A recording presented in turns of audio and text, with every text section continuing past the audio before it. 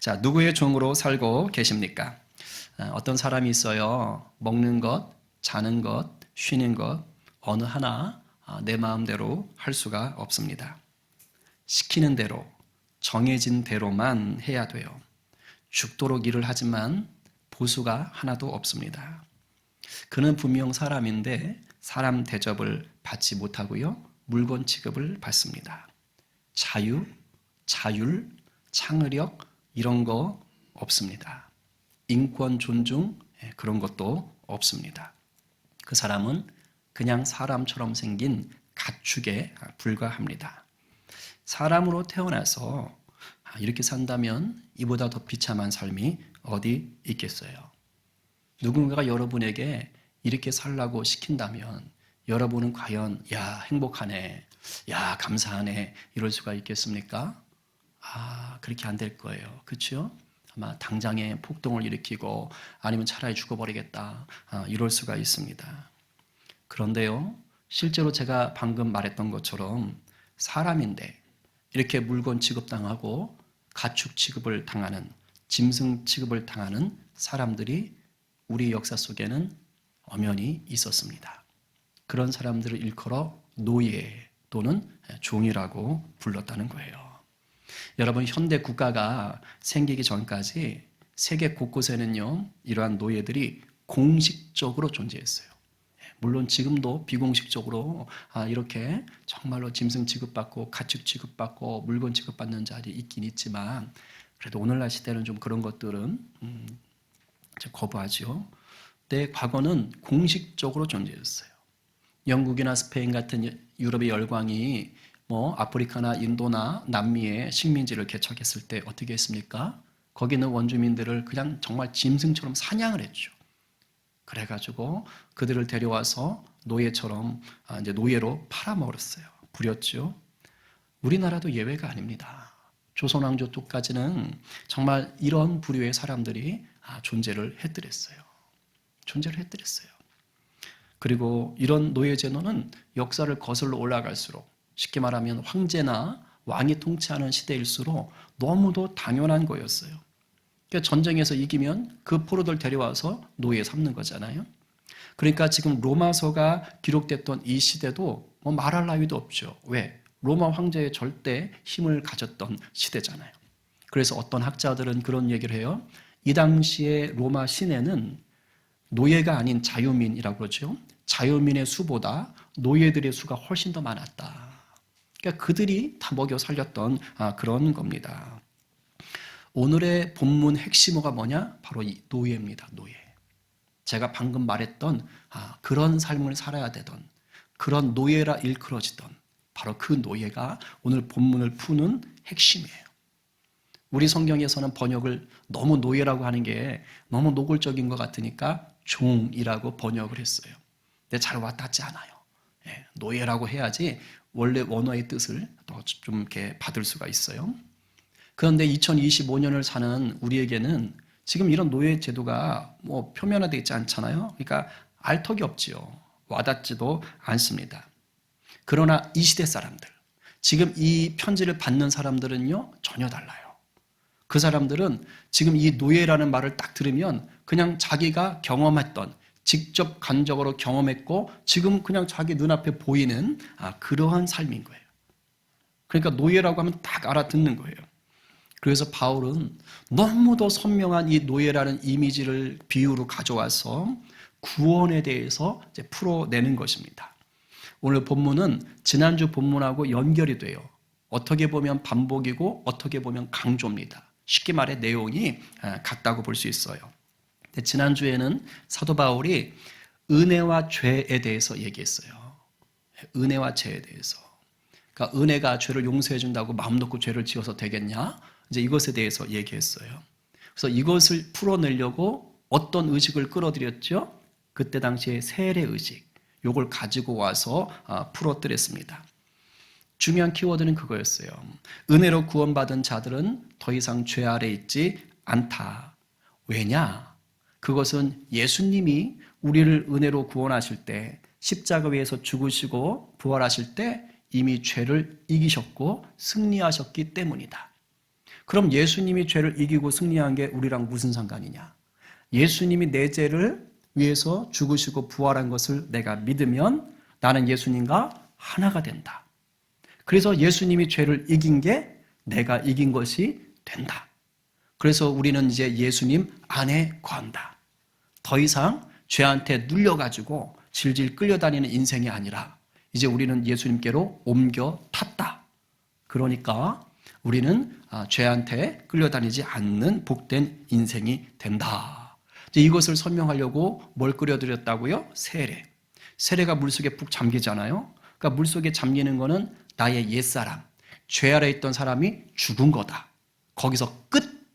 그리고 이제 물 밖으로 나오면 예전의 사람이 아니다. 나는 새롭게 되었다. 예수 믿는 백성으로 바뀌었다. 라는 것으로 설명한 게 지난주 이야기였습니다. 그래서 지난주 핵심이 뭐였냐면 처음 1절과 지난주 본문 마지막엔 아까 암송한 14절인 거예요. 요걸 알아야 오늘 본문으로 넘어갑니다. 자, 한번 읽어볼게요. 자, 시작! 그런즉 우리가 무슨 말을 하리요? 은혜를 더하게 하려고 죄에 거하겠느냐? 죄가 너희를 주장하지 못하리니 이는 너희가 법 아래에 있지 아니하고 은혜 아래에 있습니다.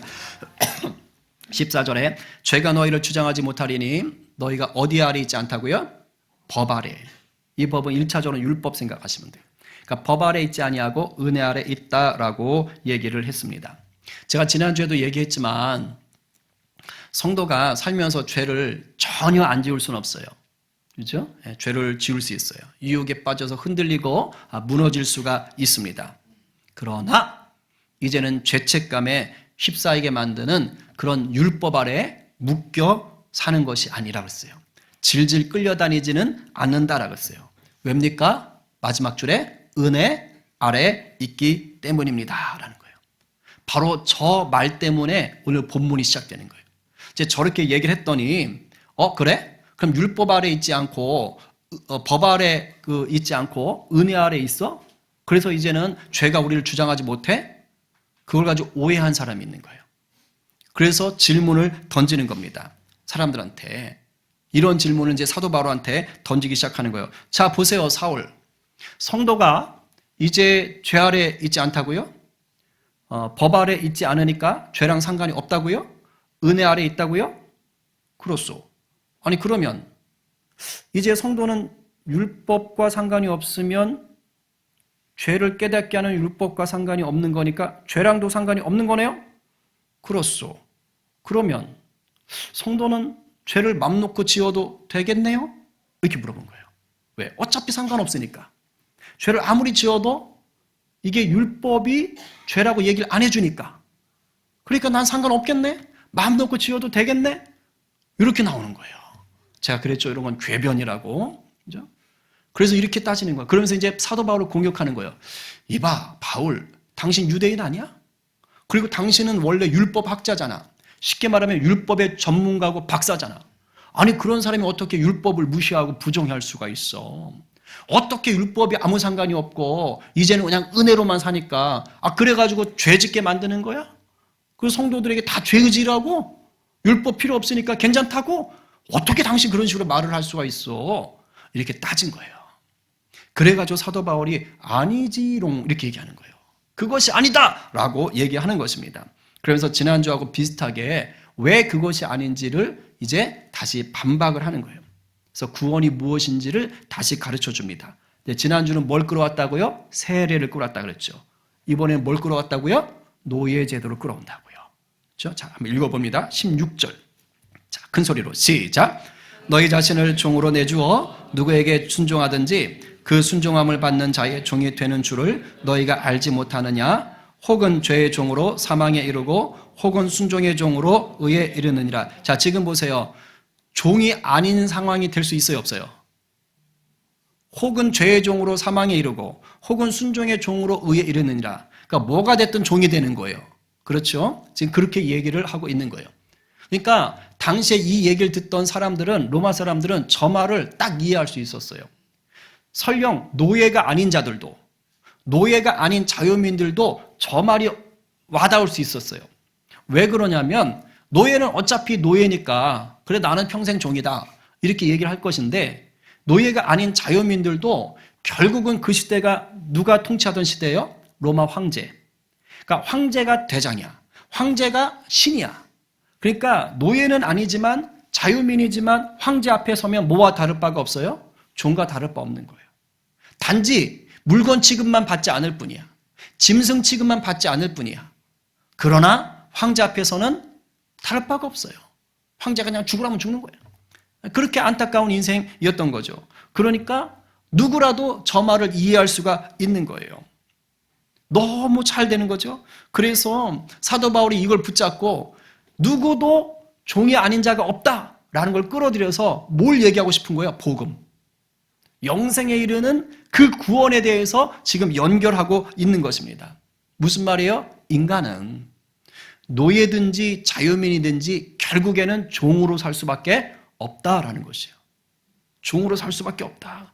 그래서 노예든지 자유민이든지 어차피 죄에게 순종하면 뭐가 된다고요? 죄의 종이 돼서 사망에 이르는 것이고, 노예든지 자유민이든지 예수 그리스도께 순종하면 뭐가 된다고요? 의의 종이 되어 영생에 이르는 것이다. 지금 이 얘기를 하고 있는 것이에요. 자, 그럼 이 얘기를 오늘 우리 가운데 적용해 봅시다. 오늘날 우리 시대에 노예 제도가 있어요, 없어요? 없지요. 그러면 상관이 없을 것 같잖아요. 그런데 지금 사도 바울이 얘기하는 핵심은 뭐예요? 노예 제도가 있냐 없냐가 아니고 무엇의 종으로 살고 있느냐잖아요. 누구나 종으로 묶여 산다는 거잖아요. 근데 돌아보면 오늘날 우리도 뭔가에는 묶여 살 수밖에 없는 존재들입니다. 인정하기 싫으시죠? 무슨 말이야? 세상의 주인은 나죠. 하면서 제멋대로 사는 것처럼 보이잖아요. 근데 그렇지가 않습니다. 제가 퇴근하다 보면, 차 타고 가다 보면 제 옆에 버스가 이렇게 지나갈 때가 있어요. 아니면 신호등 앞에 대기하다 보면 버스가 옆에 서 있을 때가 있어요. 그런데 그 버스 안에 승객들이 타 있어요. 그런데 승객들이 많이 타 있든 적게 타 있든 상관없이 놀라울 정도로 공통점이 있어요. 뭘까요? 다 뭘 보고 있어요? 다 버스 안 타고 다니시나 보네요. 제가 딱 보면요, 진짜 놀라울 정도예요. 사람이 적든 많든 다 핸드폰 보고 있어요. 근데 진짜 사람이 꽉 찼을 때는 무서울 정도예요. 그 빽빽하고 막 터지면 이제 창가로 사람이 다 서 있잖아요. 그러니까 제가 딱 쳐다보면 저를 바라보는 사람들이 다 이러고 있는 거예요. 무서울 정도입니다. 간혹 핸드폰을 안 들고 있는 사람도 있어요. 근데 그 사람은 귀에 에어팟이 꽂혀 있어요. 요즘은 MP3 따로 안 들고 다니잖아. 그러니까 핸드폰을 뭘 듣고 있는 거예요. 어쩌다 진짜 이것도 안 꽂고 있는 사람이 있어요. 이제 그런 분들은 술을 너무 많이 드셔서 인사불성이 돼서 핸드폰 본 여력이 없어요. 이런 분들만 가끔 보여요. 달리 말하면 제가 요즘 느끼는 게 뭔지 아십니까? 은혜가 왕노릇하는 시대가 아니라 핸드폰이 왕노릇하는 시대를 살고 있는 것 같아요. 여러분 핸드폰 없이 살 수 있으세요? 핸드폰 지금 딱딱 내려놓고 한 2시간 자유할 수 있으세요? 김성인 장로님만 끄덕이셨어요.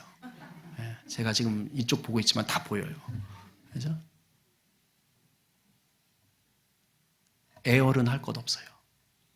요즘은 정말 핸드폰이 왕노릇하는 시대에 있습니다. 핸드폰 없으면 큰일 나는 시대를 살고 있어요. SKT 지금 해킹 달리죠. 있으세요? 인구의 절반이 SKT인데 우리 없으세요? 다 저처럼 KT 알뜰폰이세요? 이게 왜 난리죠? 왜 난릴까요? 유심 정보를 해킹한 거잖아요. 근데 제가 찾아보니까 뉴스에서는 이게 복제폰을 만들고 이런 것까지는 안 된다고는 하던데 어떤 사람도 된다고 하고 정확히 모르겠어요. 그러나 여하튼 이와 같은 만약에 정말 유심 같은 것을 해킹을 할 수 있다면 이게 지금 하고 있는 거잖아요. 어떤 일이 벌어져요? 정말 복제폰을 만드는 거예요. 그래서 내 몰래 내 명의로 폰을 만들어서 이제 은행 계좌 다 털어가는 거고. 그죠? 대포폰 만들듯이 그런 식으로 해서 범죄를 하는 거예요. 그럼 그냥 영락 없이 나는 쇠고랑 차야 되는 거예요. 더 위험한 건 뭡니까? 요즘 딥페이크, 그렇죠? 해킹해가지고 개인 사진 다 빼가는 겁니다. 거기에 뭐 건강한 사진만 있는 사람도 있겠지만 은밀한 사진이 있는 사람들은 어떡할 것이며. 그죠? 그러니까 그런 거 가져가지고 얼마든지 협박용으로라든가 아니면 딥페이크용으로 이상하게 만들어가지고 돈벌이용으로 사용할 수가 있는 것입니다. 정치인들, 유명인들이 만약에 뭔가 잘못했다, 뭐 문제가 있다, 경찰에 딱 붙잡히면 뭐부터 단속합니까? 핸드폰이에요. 핸드폰부터 뭐 합니까? 갈든지, 포맷하든지, 망치로 때려 부수든지. 왜 그래요? 거기에 모든 정보가 다 들어있는 거예요. 모든 정보가. 그러니까 키를 쓰고 핸드폰을 안 뺏기는 거예요. 왜? 사건과 관련된 기록뿐만 아니라 그 안에 모든 사생활이 다 들어있는 거예요. 그러니까 그거 한번 탁 터지면 난리 나는 거예요. 이 자리에서 여러분 핸드폰 다 이렇게 다 폭로했을 때 정말 난 떳떳할 수 있는 분들이 다 떳떳하셔야 되는 게 맞긴 맞는데 떳떳하지 못할 분들이 여기 계실 수 있어요. 그거 딱 갖다가는 큰일 날 수 있어요. 난 쫓겨난다. 이런 사람 있을 수 있어요. 내 인생 망가진다. 이런 사람 계실 수도 있어요. 아주 위험한 시대에 살고 있는 겁니다. 지금 우리들이. 이게 남의 일이 아닙니다. 남의 일이 아닙니다. 근데 핸드폰뿐이 아니에요. 우리의 시대는요, 지금 우리의 생각과 우리의 마음과 우리의 시간을 온통 쏟아붓게 만드는 것들이 한두 가지가 아니에요. 대표적인 게 돈입니다. 안전하 소나 돈 생각. 어떻게 하면 돈을 더 많이 벌 수 있을까? 어떻게 하면 내 통장의 잔고가 마르지 않게 할 수 있을까? 네. 내가 얼마 전에 어디 갔다가 알바하는 학생을 봤는데 알바하는 시간에 핸드폰에 주식이 떠 있어요. 계속 보고 있는 거예요. 계속 보고 있는 거. 틈만 나면. 계속 그걸 얘기하는 거예요. 그러니까 거기 묶여 사는 게 가장 크죠. 거기다 일 또는 직장 묶여 있는 거예요. 쾌락. 이게 뭐 평생 그럼 위험하겠지만 어느 시기는요 정말 완전 거기에 빠져 있는 사람들이 있어요. 그것도 음란한 쾌락들. 그냥 온통 거기에 묶여 있는 사람들이 있어요. 또는 자녀가 우상이 돼서 그냥 자녀에게 모든 걸 다 쏟아부어. 운동. 이거 무서워요. 운동 중독되면. 제가 아는 어떤 분 남편은요, 주일에 교회 안 가. 법적 종교인이야. 법적 크리스찬. 뭔지 알죠? 법적. 그냥 이게 공문서 쓸 때만 종교 뭐예요? 기독교. 그리고 어떻게 하느냐? 주일이 되면 아침 6시에 축구장으로 출근해. 퇴근 저녁 6시 반. 주일에만 축구를 8판을 뛰어요. 8판. 완전 우상. 거기에 빠져 있어. 축구 용품 그거 몇 개나 있어요? 그거 갖고 오는데 온 정성을 다 기울여. 그리고 이념. 어떤 정치 이념. 여기 완전히 빠졌어. 그래서 신앙도 무조건 그걸로 해석해. 내 정치 이념에 다르면 쟤는 가짜 신앙인이야. 이렇게 되는 일도 많아요. 사람들의 인정이나 인기에 모든 게 집중되어 있어요. 유튜브 하는 분들이 이게 많습니다. 유튜브 하는 분들이. 이 인정과 인기 때문에 막 유튜브 안에서 극단적인 일까지 하잖아요. 그 다음에 자기 사랑. 나르시시즘이라는 표현을 쓰죠. 그리고 자기 자아. 자기 자아가 그냥 가득 차 있어. 뭐든지 자기 중심이야. 이런 게 오늘날 우리 시대 속에 우리를 붙잡고 있는 거예요. 물론 선택은 내가 합니다. 내가 선택하는 것 같아요. 그런데 결과론적으로 보면 내가 붙잡힌 꼴이 되어 있다는 거예요. 내가 주도권을 붙잡고 있는 것 같아요. 그런데 결과론적으로 보면 내가 질질 끌려가고 있는 거예요. 내가 질질 끌려가. 어찌하지 못한 어쩔 건데. 누군가에게 무언가에게 자신을 바친 상태로 산다는 겁니다. 이런 식으로 결국은 누구나 반드시 그 무언가의 종으로 살고 있더라. 구테여 2000년 전 로마 시대 노예가 아니어도 오늘 이 자리에 살고 있는 우리들의 신세가 그렇더라라는 것이에요. 여러분들은 어떻게 살고 있습니까? 문제는 지금 말한 제가 이런 것들에게 아무리 충성 봉사를 해도요, 여러분들의 시간과 열정과 모든 것을 투자해도요, 그것들이 우리의 영혼을 구원할 수가 없습니다. 우리에게 참된 평강도 하늘의 은혜도 영원한 생명도 줄 수가 없는 것이요, 이 세상의 것들이에요. 육적인 것들이에요. 로마서를 받아보는 성도들의 과거가 그랬습니다. 지금 사도 바울이 그 얘기를 하는 거예요. 너희들 니네가 노예든지 자유민이든지 상관없어. 예수 믿기 전엔 다 죄의 종이었어. 그 얘기를 하는 거예요. 그러면서 죄에게 종노릇하며 너희들의 종착점이 어딘 줄 알아? 죽음이야, 사망이야. 영적인 죽음이라고요. 지옥에 떨어지는 것이라고요. 근데 거길 향해서 달려가던 자들이었다라고 얘기하는 거예요. 너희가 죄의 종으로 살 때는 하나님과는 상관없던 자였어. 하나님의 뜻에는 자유로웠어. 성경에 말하는 이 본문의 성경에서 자유로웠다는 뜻은요, 좋은 뜻이 아닙니다.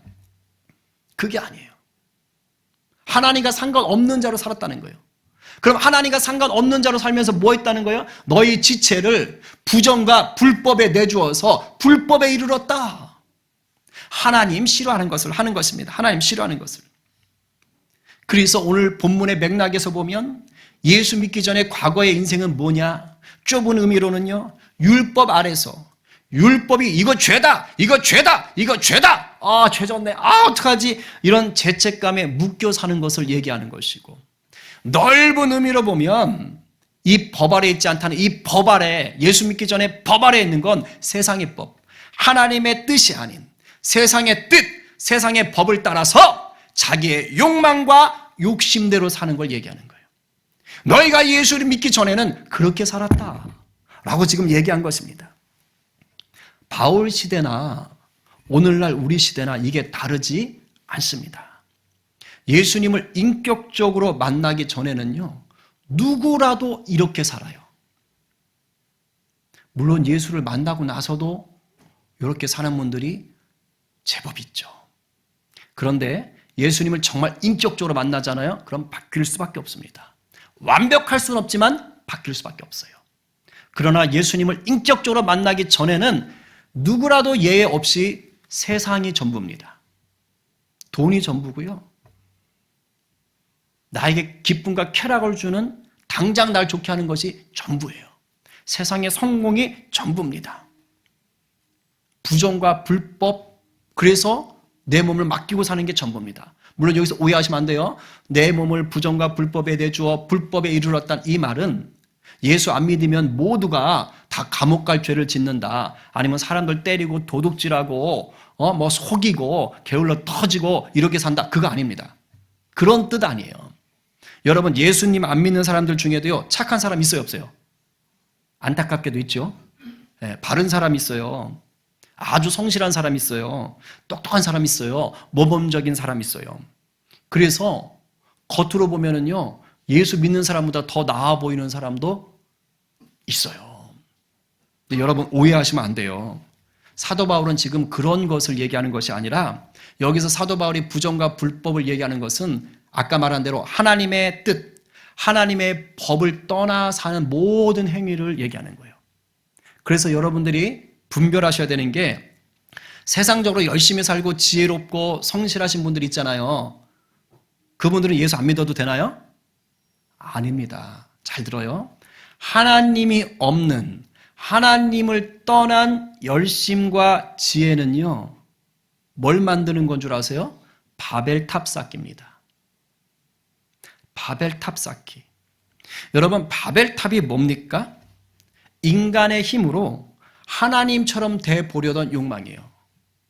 창세기 11장 보면 사람들이 하나님은 온 땅에 흩어져서 하나님의 대리인 역할을 하라고 했는데, no! 싫어요! 그리고 그냥요, 자기들 모여요. 그리고 우리 높이 탑을 쌓고 우리의 이름을 세상에 알리자. 인간의 우월함을 알리자. 얘기합니다. 그래서 열심히 탑을 쌓습니다. 인간의 지혜와 인간의 성실함과 인간의 기술이 총집약된 거예요. 얼마나 멋있습니까? 그렇죠? 그런데 결과는 뭐죠? 하나님 다 흩어놓으시잖아요. 그거 무너뜨리는 거예요. 왜일까요? 하나님 없는 지혜와 하나님 없는 열심은 결국엔 부정과 불법으로 나간다는 거예요. 다른 게 부정과 불법이 아니에요. 하나님과 같아지려 하고 하나님을 대적하고 하나님 없이도 살 수 있다고 생각하는 것들이 그와 같습니다. 그래서 내가 만든 즐거움을 탐하려고 하는 거예요. 절대 만족할 수 없습니다. 그러나 예수님을 만나면 어떻게 된다는 거예요? 새롭게 된다고요. 신분이 새롭게 되고 소속이 새롭게 되는 거예요. 오늘 본문의 맥락을 따라가면 율법이나 세상적인 법 아래 끌려다니지 않고 십자가 은혜로 인해서 이제는 하나님 앞에 속하는 것입니다.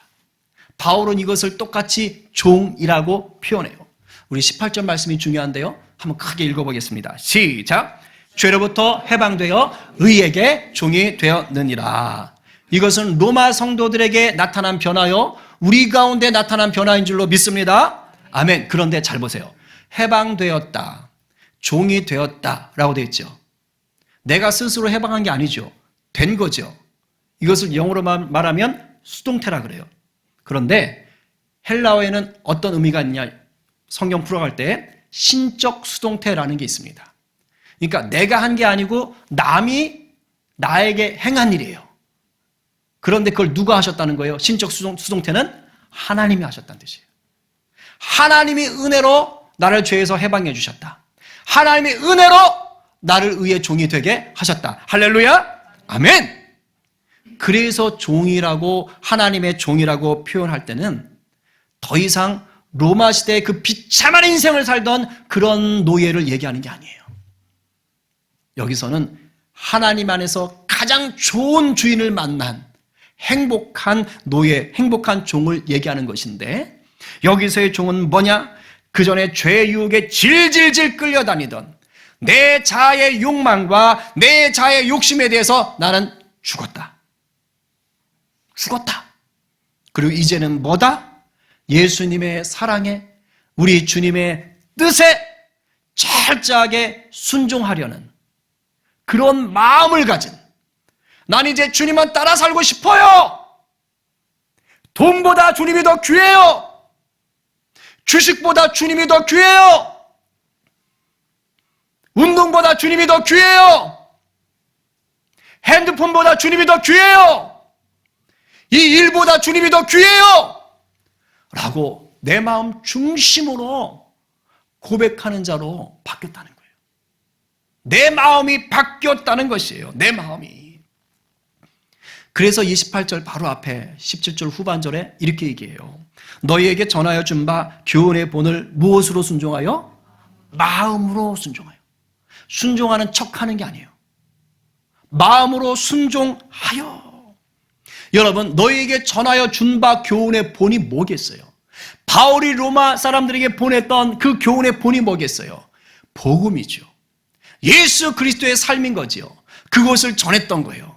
그랬더니 로마 사람들이 그렇구나. 예수님은 언제 태어났고 누구의 아들 태어났고 누구의 조상이고 이런 일들을 하셨고, 자 정리하자. AI 간단하게 정리해줘. 그렇게 해서 외운 게 아니란 뜻이에요.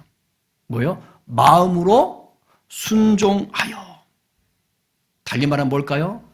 예수님에 대해서 얘기를 들을 때, 영원한 삶에 대해서 얘기를 들을 때 마음에 찔림이 있는 거예요. 그렇구나. 내가 이렇게 살다가는, 죄의 종으로 살다가는 죽을 수밖에 없는 거구나. 어이없고 예수님만이 나를 살려줄 수 있구나. 매달리는 거예요. 주님 앞에 나오는 거예요. 성령님 도와주십시오. 내 힘으로는 안 됩니다. 라고 무릎 꿇는 거예요. 사도 바울이 바로 이걸 얘기하는 거예요. 마음으로 순종하여. 그때 하나님이 은혜로 우리를 구하는 거예요. 의의 종으로, 죄에서 해방되는 자로 불러주신다는 것입니다. 이렇게 주의 은혜 가운데 마음이 딱 바뀌게 되잖아요. 그래서 깨달음이 오잖아요. 그럼 나타나는 현상이 있어요.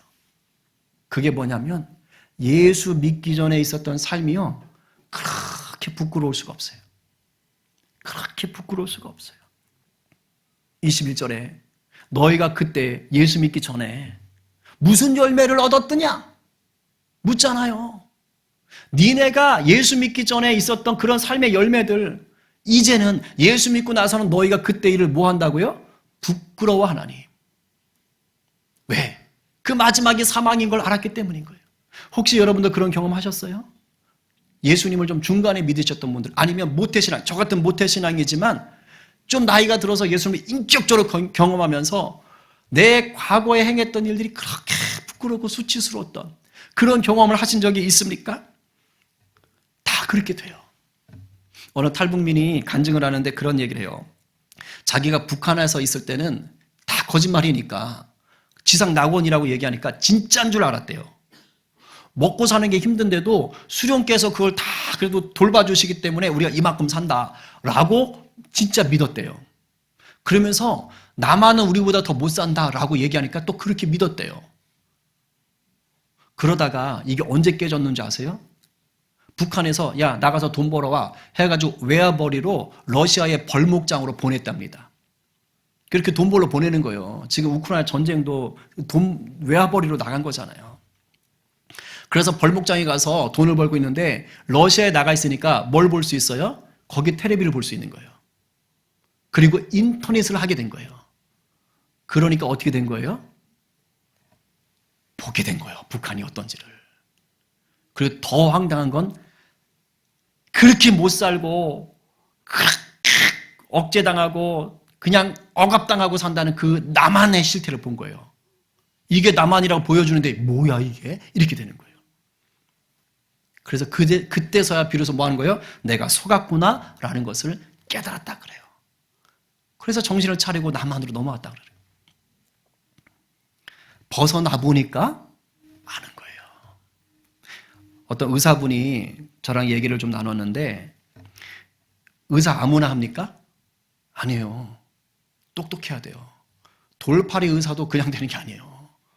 학교 성적 무지 좋아야 돼요. 전교에서 내놓으라 해야지 가는 거예요. 의대는. 그래서 이 사람이 그렇게 해서 의사가 된 거예요. 젊어서 개업의가 됐어요. 돈 많이 벌었어요. 그래서 마음껏 즐겼대요. 의사들끼리 모여서 술 마시는데 그냥 술집 안 가요. 고급 술집에 가가지고요. 취해도 교양 있게 취했대요. 골프장을 가도 싸구려 골프장을 안 가요. 비싼 곳에 가요. 그래야 의사로서 격에 맞는다고 생각을 했답니다. 그렇게 살다가 이분이 예수님을 인격적으로 만난 거예요. 그러니까 자기가 얘기해요. 예전에 살던 삶이 그렇게 추하고 부끄러운 줄 몰랐어요, 목사님. 예수 만나기 전에는 환자가 돈이었대요. 돈. 이거 얼마짜리다. 이거 수술하면 얼마다. 다 돈. 그러면서 세상 향락을 즐기던 자기의 모습이 부끄럽고 돈과 학벌과 좋은 직업을 가졌다고 자랑하면서 사람들을 하대하던 것들이 그렇게 부끄러워지고 아주 은밀하게 즐기던 그 죄의 모습들이 부끄러워지고 예전엔 자기가 아무렇지도 않다고 생각했고 오히려 자랑했던 것들이 너무도 추하고 부끄러워지더라는 거예요. 이런 일이 어떻게 벌어졌어요? 예수님을 만났기 때문이에요. 그래서 이분이 예수님 만나고 바뀌었어요. 이제는 제가 안 갑니다. 이제 의사들 만나서 술 안 마시고 골프 안 친대요, 자기가. 오히려 그 돈 가지고 어려운 사람도 돕는 거예요. 하나님 영광 위해서 자기 달란트 사용하겠다고. 그런 마음이 가득 부어졌대요. 그러니까 자기가 마음을 먹은 게 아니라 그런 마음이 가득 부어지더라. 이 얘기를 합니다. 이게 어떻게 돼요? 예수님을 인격적으로 만나니까. 죄의 종에서 하나님의 자녀로 말씀 앞에 붙들린 종이 되니까 부어지는 게 다른 거예요. 여러분, 예수 믿습니까? 그렇다면 율법주의자로 세상법에 묶인 자로 살아갈 수가 없습니다. 유혹은 받을 수 있어요. 한두 번 넘어질 수는 있어요. 그러나 질질 끌려갈 수는 없어요. 왜? 영역이 달라요. 영역이 달라요. 은혜의 법이 우리를 하나님의 자녀로 성령의 다스림 아래로 그래서 의의 종으로 살도록 이끌어 주시기 때문입니다. 여러분 안에 그러한 은혜가 있는 줄로 믿습니다. 그러니까 이 자리에 나와 있는 거예요. 어떻게 보면. 그러니까 이 자리에 나와 있는 거예요. 그러나 이왕 예수의 종으로 산다면 종답게 살아야 되잖아요.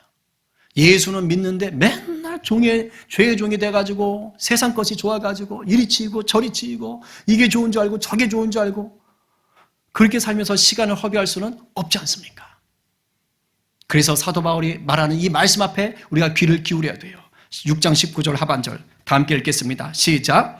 이제는 너희 지체를 의에게 종으로 내주어 거룩함에 이르라. 아멘. 지난주 결론하고 똑같은 거예요. 여기서 너희 지체가 뭐라 그랬어요? 지난주에 우리의 모든 삶 전체라 그랬어요. 생각하고 말하고 행동하는 모든 것들을 의에게 종으로 내주어 거룩함에 이르르라. 쉽게 말하면 성화. 거룩하게 바뀌어가라는 거예요. 이러려면 내가 성령님을 의지하고 말씀의 종으로 살아가기 위해서 나를 결단해야 되는 것입니다. 하나님이 우리를 하나님의 형상으로 회복시켜 주셨어요. 그럼 이제 우리는 예수님의 제자, 예수님 닮아가는 제자로 살기 위해서 오늘 또 도전하셔야 되는 거예요. 그냥 성경 이러니까 이렇게 살아야 돼, 율법에 묶이는 것이 아니라 내 안에 자연스럽게 부어지는 그 은혜로 나도 말씀이 육신이 되는 삶을 살아야겠다. 그런 마음을 가지고 여러분이 사셔야 될 줄로 믿습니다. 오늘 누가 죄의 종으로 비참한 사망을 향해서 달려가던 우리를 은혜로 구원하신 예수님의 종으로 불러주신 그 앞에 감사하시겠어요? 오늘 누가 땅에 묶여서 살고 있었던 내 삶의 자리를 오늘 말씀을 통해서 다시 한번 정비하셔서 하나님이 원하시는 성령의 열매를 맺는 자로 이제 변화된 삶으로 나오시겠어요? 이 말씀 앞에 아멘으로 화답하시면서 마음으로 순종하여 우리 주님 다시 만날 때까지 내가 성령의 열매를 맺기에 힘쓰겠습니다. 결단하는 저와 여러분 모두가 되시기를 간절히 축원합니다. 아멘입니다. 우리 주신 말씀, 이 은혜 생각하며 한번 기도합시다.